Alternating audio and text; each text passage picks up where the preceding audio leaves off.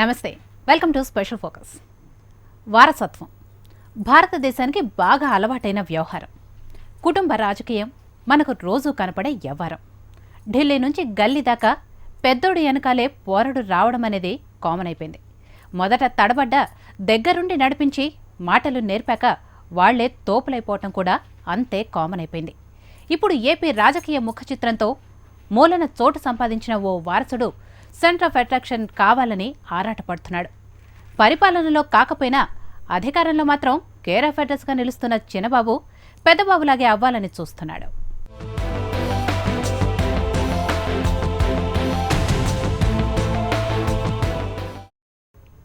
పుష్కరాలు అయిపోగానే అన్నారు, తర్వాత దసరాకు గ్యారంటీ అన్నారు, ఆ తర్వాత దీపావళి ఉందిగా అన్నారు. అది వెళ్ళిపోయింది. కానీ మన చిన్నబాబు లోకేష్కు క్యాబినెట్లో ఇంకా ఎంట్రీ దక్కలేదు. మంత్రులంతా బాబొస్తే సూపరే అన్నారు. ఆయన్ను ఎమ్మెల్యే చేయటానికి సీటు త్యాగం చేస్తామన్న త్యాగమూర్తులు ఉన్నారు. అధినేత ఆశీస్సులు ఉండనే ఉన్నాయి. అయినా ముహూర్తం కుదరటం లేదు. అంతలోనే ప్రతిపక్షం విరుచుకుపడింది. అంతే, అసలు మంత్రి పదవి పెద్ద లెక్క కాదన్నాడు చిన్నబాబు. అసలేం జరుగుతోంది? టైం కలిసి రావటం లేదా? సిచ్యుయేషన్ కలిసి రావటం లేదా? లోకేష్ మంత్రి అవుతారా లేదా? అసలేంటి ప్రాబ్లం?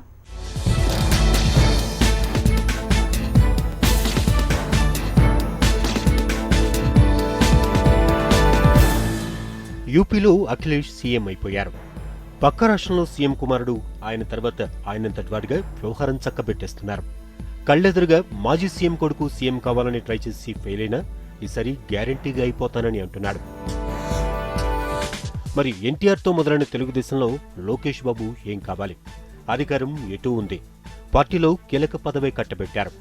తెర వెనుక ఎటు అన్ని వ్యవహారాలు చక్కబెడుతున్నారు. కానీ బాబు వారసుడుగా ఇంకా బలంగా ప్రజల మనసుల్లో నాటాలంటే మంత్రి పదవి ఉండడం ముఖ్యమని నారావారి కుటుంబం, ముఖ్యంగా చంద్రబాబు భావించారు. అందుకే లోకేష్కు మంత్రి పదవనే ప్రతిపాదన ముందుకొచ్చింది. లీకులిచ్చి కామెంట్లు, ఆపై మార్కులు తెచ్చుకోవడంలో ఎక్స్పర్ట్ అయిన బాబుగారు ఇక్కడ కూడా అదే ఫార్ములా ఫాలో అయిపోయారు.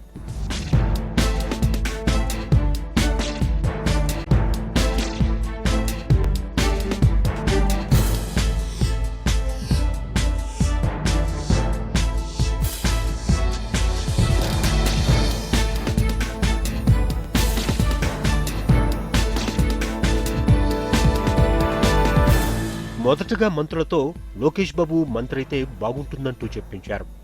తర్వాత కొందరు పార్టీ నేతలతో లోకేష్ సమర్థుడని కితాబిప్పించారు. ప్రతి ఒక్కరికి ఇన్సూరెన్స్ కూడా చేసి 2 లక్షల రూపాయలు ఎవరైనా చనిపోయినటువంటి వారికి ఇన్సూరెన్స్ పథకాన్ని దేశంలో ఒక ఆదర్శవంతమైనటువంటి విధానాన్ని ఈ రాష్ట్రంలో అమలు చేసినటువంటి ఘనత కూడా మన నాయకుడు లోకేష్ బాబు గారికే దక్కుతుందని నేను మీకు తెలియజేస్తాను. తప్పనిసరిగా తండ్రిని మించిన తనయుడుగా, ఎన్టీఆర్ వారసుడిగా తప్పనిసరిగా రానున్న కాలంలో ఎన్నో ఉన్నత శిఖరాలకి ఎదగాలని ఈరోజు తెలుగుదేశం పార్టీ నాయకులు, కార్యకర్తలు, ప్రజలు కోరుకుంటూ ఉన్నారు. తప్పనిసరిగా ప్రజలకి రానున్న కాలంలో ఎన్నో సంక్షేమ పథకాలు అమలు చేస్తారు. ఈనాడు తెలుగుదేశం పార్టీ కార్యకర్తలకు కూడా ఎంతో అండగా ఉన్నారు లోకేష్ బాబు గారు. ఈ సందర్భంగా ధన్యవాదాలు తెలియజేస్తున్నాం లోకేష్ బాబు గారికి. ఆటోమేటిక్గా వైసీపీ ఫైర్ అయింది. వాద ప్రతిపాదనలతో లోకేష్ కి మంత్రి పదవి అనే సబ్జెక్టును తెర మీదకి తీసుకొచ్చారు. బాబుగారు అనుకున్న పని ఈజీగా అయిపోయింది.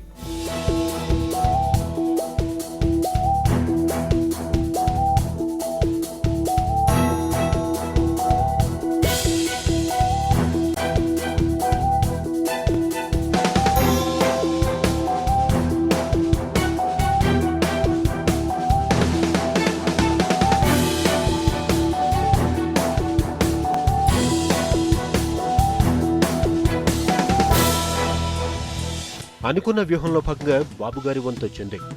మీడియా అడిగినందుకు బదులిచ్చినట్లుగా చంద్రబాబు లోకేష్కు మంచి కితాబిచ్చారు. పార్టీ అప్పచెప్పిన పనులు సమర్థవంతంగా నిర్వహించాడు. సమర్థత ఉన్నప్పుడు మంత్రిని చేస్తే తప్పేంటంటూ ఎదురు ప్రశ్నించారు. So all routes clear for చిన్నబాబు.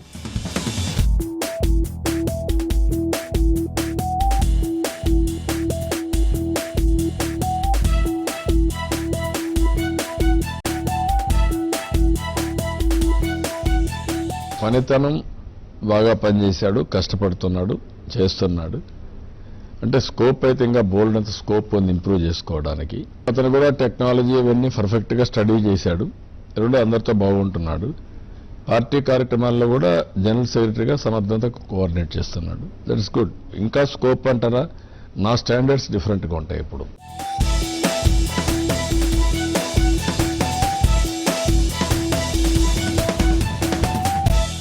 ఇక మీడియాలో, సోషల్ నెట్వర్క్లో కేటీఆర్కు లోకేష్కు పోలికలు మొదలయ్యాయి. ఎవరి వర్గం వారికి అనుకూలంగా కామెంట్లు పెట్టేశారు. లైకులు, షేర్లతో మోతమోగిపోయింది. ఇక లోకేష్కు మంత్రి పదవి ఖాయమని అనుకున్నారంట. కానీ ఇప్పటి వరకు అది జరగలేదు. కారణాలేంటనేది కూడా ఎవరికీ అంతుబట్టడం లేదు. యాక్షన్ చేయించి రియాక్షన్ చూసి డెసిషన్ తీసుకునే బాబుగారు తన వ్యూహాన్ని మార్చారా, వాయిదా వేశారా అనేది అందరి మధ్యలోనూ మెదులుతున్న ప్రశ్నలివే.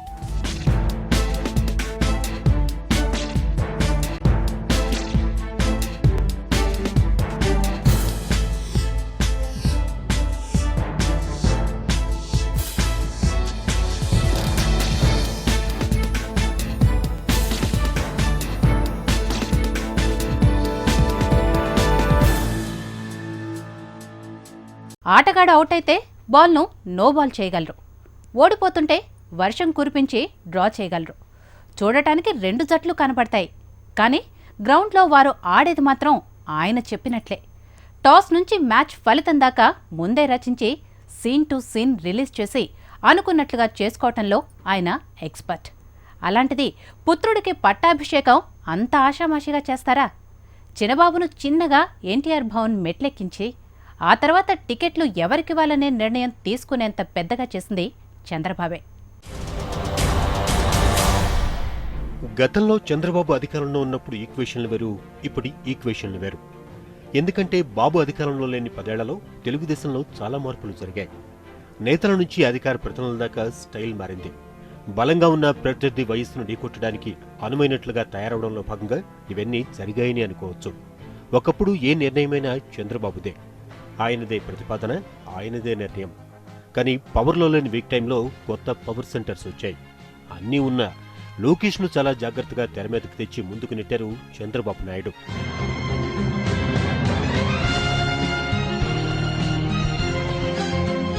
సుజనా చౌదరి, సీఎం రమేష్, నారాయణ, వీరు ముగ్గురు టీడీపీ మళ్లీ అధికారంలోకి రావడానికి ముందు, వచ్చే సమయంలోనూ ఇప్పుడు కీలక పాత్ర పోషిస్తున్నారు. ఢిల్లీ వైపు చూస్తే సుజనా చౌదరి కనపడతారు, అమరావతిలో నారాయణ కనపడతారు. సెక్రటేరియట్ వైపు చూస్తే సీఎం రమేష్ కనపడతారు. అలా పనులు, ప్రయారిటీలు పంచుకున్నట్లుగా కనపడుతున్నారు. వైఎస్ను ఢీకొట్టే సమయంలో ఆర్థిక బలం లేని టీడీపీకి అండగా నిలబడటంతోనే ఈ ముగ్గురికి ప్రాధాన్యత దక్కిందని టీడీపీ వర్గాలు చెప్పుకుంటాయి. ఎక్కడ ఎవరిని అభ్యర్థిగా నిలబెట్టాలి, ఎవరిని పార్టీలోకి తెచ్చుకోవాలి, ఎవరికి ప్రాధాన్యత ఇవ్వాలి, ఎవరిని పక్కన పెట్టాలి, ఇలా అన్నింటిలోనూ వీరి ప్రమేయం పెరిగిందనే ప్రచారం ఉంది.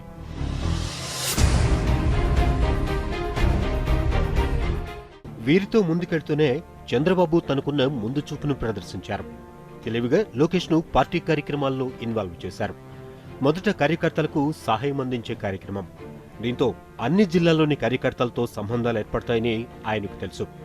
ఆటోమేటిక్గా వారందరితో లోకేష్కు యాక్సెస్ వచ్చేసింది.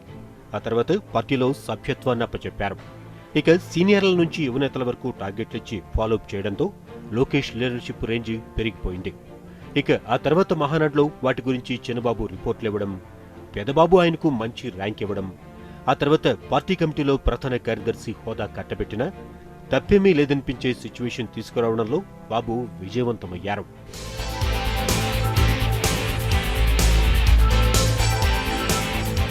ఇక ఇప్పుడు అన్ని పవర్ సెంటర్స్ ను మించిన పవర్ఫుల్ సెంటర్ గా లోకేష్ ను తయారు చేయడమే మిగిలిన కర్తవ్యం. ఆ దిశగానే చంద్రబాబు పార్టీని, నేతలను అడుగులు వేయించారు.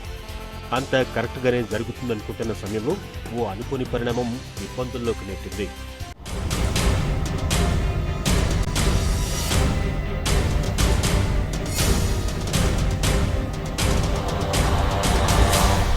శత్రువుతో పోరాడటం కంటే యుద్ధం లేకుండా చేసుకోవటమే మంచి పాలసీగా చంద్రబాబు ఫీల్ అవుతారని చరిత్ర చెప్తోంది. కుదిరితే శత్రువును మిత్రుడిగా చేసుకోవటం, కుదరకపోతే శత్రువు మిత్రులను తన వైపు లాగేసుకొని బలహీనం చేయటమో అనేది వ్యూహంగా అమలు చేస్తారు. లోకేష్కు పోటీగా ఎవరు వస్తారనేది బాబుగారు ముందుగానే అంచనా వేసేశారు. వారసత్వ చదరంగంలో ఆ పావులే లేకుండా చేయటానికి ముందు నుంచే పక్కా ప్రణాళికతో చేశారని కొందరంటారు.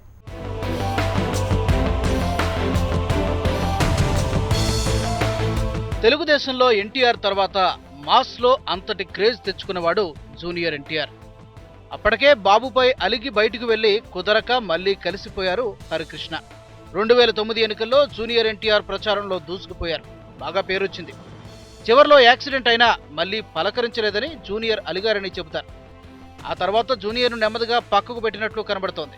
2014 నాటికి పవన్ అస్త్రం కలిసి రావడంతో జూనియర్ ఎన్టీఆర్ను అస్సలు పట్టించుకోలేదు. లోకేష్కు ప్రాధాన్యత ఇవ్వడాన్ని జీర్ణించుకోలేకే జూనియర్ ఎన్టీఆర్, హరికృష్ణ పార్టీకి దూరంగా అంటీ ముట్టనట్టు వెళ్లిపోయారని చెబుతుంటారు. మరోవైపు జూనియర్ వైసీపీ వెళతారనే అనుమానం రాగానే ఎన్టీఆర్ సినిమాలపై ప్రభావం పడేలా టీడీపీ వ్యవహరించింది. దీంతో పాలిటిక్స్ పై జూనియర్ సైలెంట్ అయిపోయారు.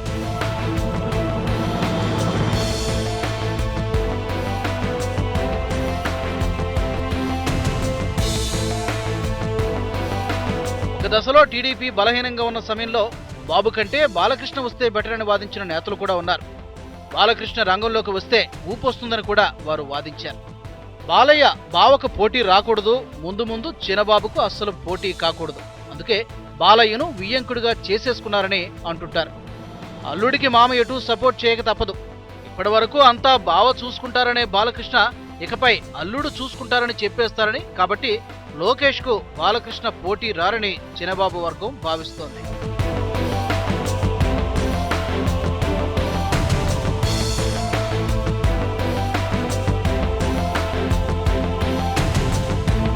మరోవైపు సీనియర్ నేతల కుమారులంతా వారసులుగా తెరపైకొచ్చారు. వారందరినీ లోకేష్ తన వైపు ఉండేలా సంబంధాలు మెయింటైన్ చేస్తున్నారు. దాదాపు యువనేతలందరూ లోకేష్కు మద్దతిచ్చేవారే ఉండడం బాబు ముందు చూపుకు, సమయస్ఫూర్తికి నిదర్శనంగా చెప్పుకోవచ్చు. సో ఎక్కడైనా సీనియర్ నేత అయినా లోకేష్కు ఎదురు తిరిగినా ఆ నేత కుమారుడే లోకేష్ వైపు నిలబడేలా పరిస్థితిని సిద్ధం చేసుకున్నారు. దీంతో సీనియర్ నేతలందరూ సైలెంట్ అయిపోయారు. ఇటొచ్చి అధికారంలో మంత్రులుగా ఉన్న సీనియర్ నేతలు మాత్రమే చిన్నబాబుకు సమాధానం చెప్పుకోవాల్సిందే అని ఫీల్ అయ్యేవారున్నారు. వారు కూడా ఇప్పుడు ఏమీ చేయలేని పరిస్థితి. సో అన్ని విధాలుగా లోకేష్ వారసత్వానికి ఎదురు లేకుండా చంద్రబాబు వ్యూహాత్మకంగా వ్యవహరించారు. ఎంత వేగంగా వెళ్లే వెహికల్ అయినా ఒక్కోసారి చిన్న గులకరాయి ఎక్కినా సరే బోల్తా కొట్టేస్తుంది. ఎంతటి బలవంతుడైనా సరే చిన్న నరం తెగితే చాలు గిలగిలా కొట్టుకుంటాడు. అపర చాణక్యుడైనా సరే అనుకోని చిక్కుముడి ఎదురైతే తడబడిపోతాడు. తడబాటులో ఊగిసలాట మొదలవుతుంది. కన్ఫ్యూజన్లో వ్యవహారం వాయిదా పడిపోతుంది. ఇక్కడ అదే జరిగిందా?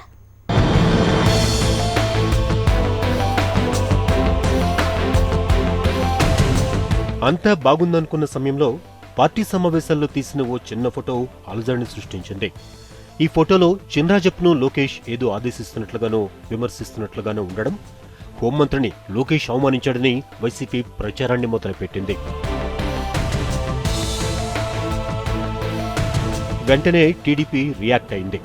అక్కడ అవమానించింది ఏమీ లేదని, అనవసరంగా ప్రచారం చేస్తున్నారంటూ టోటల్ వీడియో క్లిప్ ను రిలీజ్ చేసింది. ఫస్ట్ మన పార్టీ పెట్టినప్పుడే ఈ గ్రామ కమిటీ ప్రెసిడెంట్ ఉంటేనే మండల పార్టీ ప్రెసిడెంట్ అయ్యేవాడండి. అంతే. పార్టీ సెక్రటరీ ఉంటేనే మండల పార్టీ ప్రెసిడెంట్ అయ్యేవాడు. పూర్వం గ్రామ కమిటీ ప్రెసిడెంట్ గానీ, సెక్రటరీ గానీ, కోఆప్షన్ గానీ ఇందులోనే మండల పార్టీ ప్రెసిడెంట్ అయ్యేవాడు. ఇప్పుడు మనం పెట్టుకున్నాం. ఇప్పుడు ఆయన మండల అధ్యక్షులు అవ్వాలంటే గ్రామ కమిటీ సభ్యుడిగా గ్రామ కమిటీ అధ్యక్షుడిగా రాజీనామా చేసి మండల కమిటీ అధ్యక్షుడు అవ్వాలి. వాస్తవానికి ఇక్కడ జరిగిన దాంట్లో పెద్ద విషయం లేదు. పార్టీ నిబంధనలకు సంబంధించిన చర్చల్లో చినరాజప్ప ఓ అంశాన్ని లేవనెత్తడం, దానిపై లోకేష్ క్లారిటీ ఇవ్వడానికి ప్రయత్నించారంతే. వారి హావభావాలను ఫోటోలో చూసిన వారికి అపార్థాలు కనిపించాయంతే. కానీ దీనిపై వైసీపీ టీడీపీల మధ్య జరిగిన వాద ప్రతివాదనలు కొత్త అంశాన్ని తెర మీదకు తీసుకొచ్చాయి.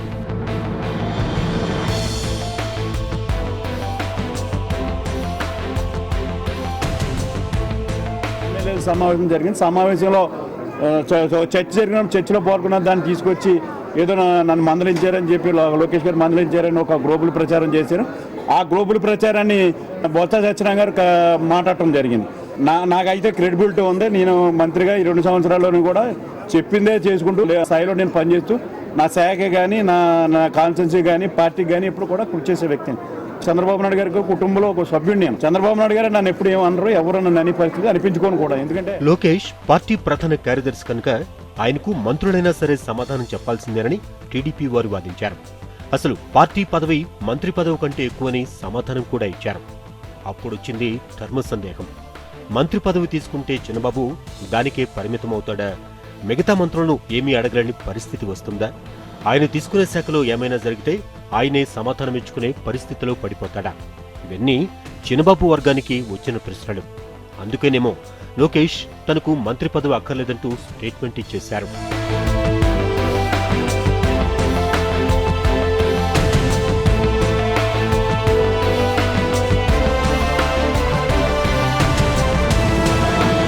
లోకేష్ ప్రకటనతో ఆయన మంత్రి పదవి తీసుకోరేమో, చంద్రబాబు తన నిర్ణయాన్ని మార్చుకున్నారేమో అనే ప్రచారం మొదలైంది.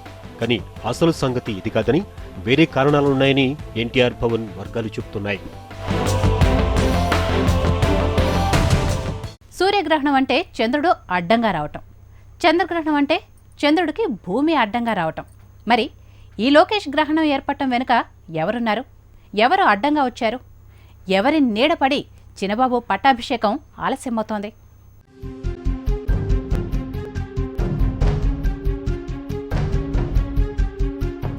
లోకేష్ మంత్రి అవడం ఖాయం. చీఫ్ మినిస్టర్ తర్వాత చీఫ్ ఎగ్జిక్యూటివ్ మినిస్టర్ ఆయనే అవుతారని చిన్నబాబు వర్గం కుండబద్దలు కొట్టి చెబుతోంది. లేట్ అంటే ప్రశ్నిస్తే టైం రావాలంతే అనే సమాధానమిస్తోంది. ఆ టైం రాకపోవడానికి కొన్ని కారణాలు ఉన్నాయని అంటోంది. 2.5 సంవత్సరాల ఆంధ్రప్రదేశ్ నూతన ప్రభుత్వంలో మరి మంత్రివర్గ విస్తరణ అనేది ఇంతవరకు ఇంకా చేపట్టకపోవటం, వాళ్ళ కార్యకర్తలందరూ కూడా ఈసారి మా నాయకుడు జాతీయ ప్రధాన కార్యదర్శి లోకేష్ గారికి మంత్రి పదవి ఇవ్వాలని ఏకగ్రీవంగా అందరూ కూడా కోరుతా ఉన్నారు. అధ్యక్షుల వారికి కూడా, చంద్రబాబు గారికి కూడా అదే విషయాన్ని తెలియజేయడం జరిగింది. మరి నాయకులు కార్యకర్తలు కోరిక మేరకు ఆమోదించాల్సిన అవసరం అధ్యక్షులుగా ఆయన మీద కూడా ఉంటుంది. అందుకనే లోకేష్ గారిని మరి గత 12 సంవత్సరాలుగా ఆఫీస్లో అనేక సేవలు అందిస్తూ, ఈ 2.5 సంవత్సరాలుగా కార్యకర్తల సంక్షేమ సమన్వయకర్తగా బాధ్యతలు నిర్వహిస్తూ, మరి కార్యకర్తలు పిల్లలకి ట్రైనింగ్లు ఇస్తూ అనేక రకాలుగా పార్టీ అభ్యున్నతికి పాటుపడుతున్నటువంటి లోకేష్ గారికి మంత్రి పదవి ఇవ్వాలి. అది మా డిమాండ్. ఖచ్చితంగా ఆమోదిస్తారు మా నాయకుడు, మా అధ్యక్షుడని చెప్పి అనుకుంటా ఉన్నాం. ఇక మంత్రివర్గ విస్తరణకు బాబు ప్లాన్ చేశారు. కూడికలు తీసివేతలు లెక్కలన్నీ వేశారు. అన్నీ వేసుకుని గవర్నర్ నరసింహన్తో ఓ ఫైన్ మార్నింగ్ ఫీట్ అయ్యారు. అయితే బాబుగారు చెప్పిన పేర్లు విన్నాక రాజ్భవన్ ఓ అభ్యంతరాన్ని చెప్పిందట. ఇప్పటికే తెలంగాణలో ఫిరాయింపుదారులు మంత్రులవ్వడంతో చిక్కులొచ్చి కోర్టులకు సమాధానాలు చెప్పుకుంటున్నాం, మళ్లీ అదే పని ఏపీలో చేస్తే ఎలా బాబు అని ప్రశ్నించారట. వైసీపీ నుంచి వలసొచ్చిన పూమా నాగిరెడ్డికి, జ్యోతుల నెహ్రూకు మంత్రి పదవులు ఇవ్వాలన్నది అగ్రిమెంట్. వారిని మంత్రులుగా చేర్చుకుంటే మళ్లీ ధర్మ సంకటం తప్పదని గవర్నర్ హెచ్చరించారట. దీంతో మంత్రివర్గ విస్తరణను వాయిదా వేశారన్నది ఎన్టీఆర్ భవన్ వర్గాల్లో వినపడుతున్న టాక్. ఏంటంటే గవర్నర్ నరసింహన్ గారు, ముఖ్యమంత్రి గారు మొన్నగాక పర్యాయం ఆయన కలిసినప్పుడు మంత్రివర్గ విస్తరణ గురించి ప్రస్తావిస్తే, మీరు మంత్రివర్గ విస్తరణ చేసుకోండి, నాకు అభ్యంతరం లేదు, కానీ వైఎస్ఆర్సీపీ నుంచి పార్టీ మారి మీ దగ్గరికి వచ్చిన వాళ్ళని ఎవరిని తీసుకోవద్దు, ఎందుకంటే నేను తెలంగాణలో తలసాని శ్రీనివాస్ యాదవ్ ప్రమాణ స్వీకారం చేసినప్పుడు మీరు నన్ను విమర్శించారు, దాని మీద కోర్టుకు కూడా వెళ్ళారు. అదే పరిస్థితి ఇక్కడ కూడా ఉత్పన్నం అవుతుంది కాబట్టి మీరు కేవలం తెలుగుదేశం వాళ్ళని తీసుకుంటే నాకు అభ్యంతరం లేదు, కానీ వైఎస్ఆర్సీపీ నుంచి మంత్రివర్గంలోకి తీసుకుంటే దానికి తాను ఆమోదించబోనని చెప్పినట్టుగా తెలిసింది. దానివల్లే మంత్రివర్గ విస్తరణకు బ్రేక్ పడిందనేది సర్వత్రా వినిపిస్తున్న విషయం. సరే, చిన్నబాబు ఒకరినే మంత్రిగా తీసుకుని ఆ లాంఛనాన్ని పూర్తి చేస్తే పోలాని కొందరు పార్టీ నేతలు చంద్రబాబుకు సలహా ఇచ్చారు. వైసీపీ నుంచి వచ్చిన వారికి పదవులు ఇవ్వకుండా, ఇటు పార్టీలో ఇతరులకు ఛాన్స్ ఇవ్వకుండా మంత్రివర్గ విస్తరణ చేయడంలో చాలా లెక్కలు సరిచేయాల్సి ఉంటుంది. కేవలం కుమారుడికే మంత్రి పదవి ఇచ్చే కార్యక్రమాన్ని జరిపితే అసంతృప్తితో పాటు అపవాదు తప్పదనే భయం బాబుగారిని వెంటాడుతోందన్న ప్రచారం సాగుతోంది. అందుకే వాయిదాలు వేస్తున్నట్లుగా తెలుస్తోంది.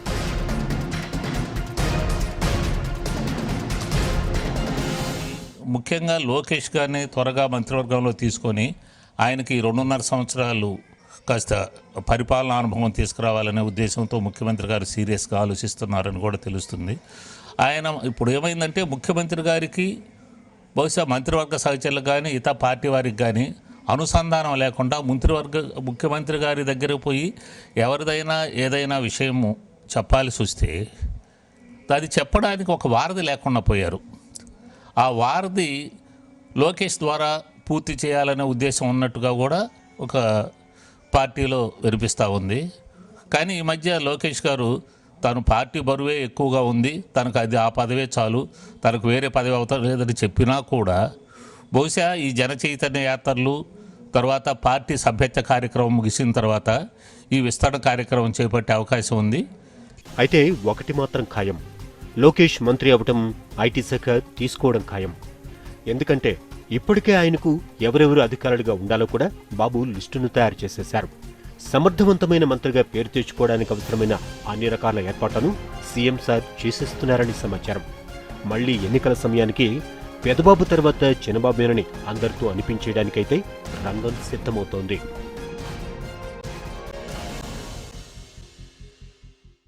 సో ఏపీ రాజకీయ ముఖ చిత్రం పైన వారసుడు క్యాబినెట్లో వెలుగుతారు.